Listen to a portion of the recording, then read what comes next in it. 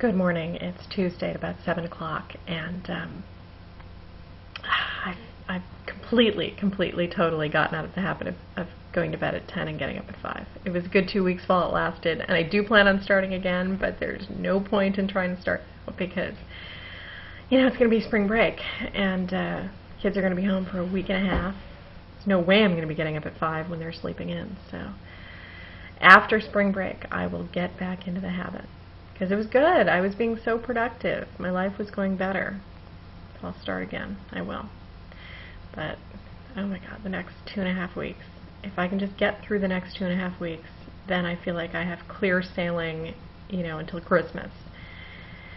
I've got this silent auction coming up that I'm kind of co-chairing. I think I'm listed officially as co-chair, but unfortunately for her, my co-chair is doing most of the work. But I have a lot to do in the next 2.5 weeks leading up to that. So once that's done, I can breathe a huge sigh of relief, and hopefully we'll make lots of money for my kids' school. Then right after that, like 2 days after that, I leave on the retreat for the Hidden Valley Ranch Love Your Veggies prize, and it'll be a nice way to relax after the craziness of the auction and everything else. And then of course there's just the usual backup of things that I've promised to do for other people that I haven't done. I have a hard time saying no. I've got to learn to do it better. I've gotten better, but anyway. There's something in the news this morning. I saw something on CNN.com that at first made me laugh and then just made me angry. I had no... this is an excellent example of how people getting angry at something and protesting something makes it more popular. I see it happen with movies all the time. Somebody will have a problem with a movie and no one would have heard of the movie. And then somebody protests and the movie gets all this free publicity and does more business. People will never learn. Just ignore something and it'll go away.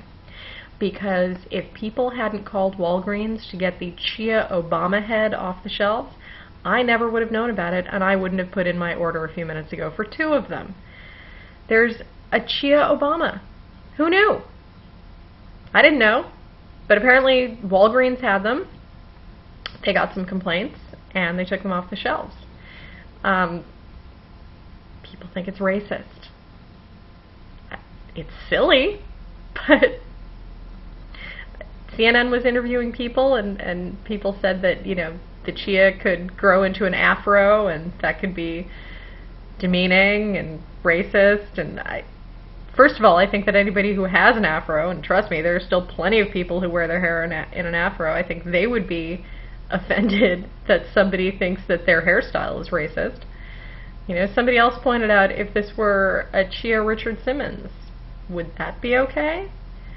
I mean, you can't strive for equality but not have a sense of humor and insist that everything is equal unless it's funny, or everything is equal unless it touches a sensitive point that just might not be sensitive for everybody. It's a chia head. It's supposed to be funny. It's not trying to insult anybody. It's definitely not dignified, but racist? I don't get it. I mean, I get why other people see it, but I think that they're being ridiculous and oversensitive. So I, of course, went right online to buy one. And then I decided to buy 2. Because normally when I do giveaways on my website, it's something given to me by a company trying to promote their product. But I decided that I'm going to fund this one myself. So when my Chia Obama heads get here, I will give one away. I will have the contest. And the one thing that raised a little question in my mind when I ordered it, the one that I ordered, there was only one choice. It's labeled as the, how did they put it? The determined pose. The Chia Obama determined pose. So I'm wondering if somewhere in a warehouse there are a bunch with silly pose. That might be bad if they have Obama making a face or something. But it's a Chia. I love Chia. Chia's awesome. And thanks to the people who had a problem with it, I never would have known that this little piece of Americana existed if they hadn't tried to get it off the shelves. So, thank you, stupid people. I'm going to have fun with my Chia Obama, and I'll let you know when the contest starts. Have a great day.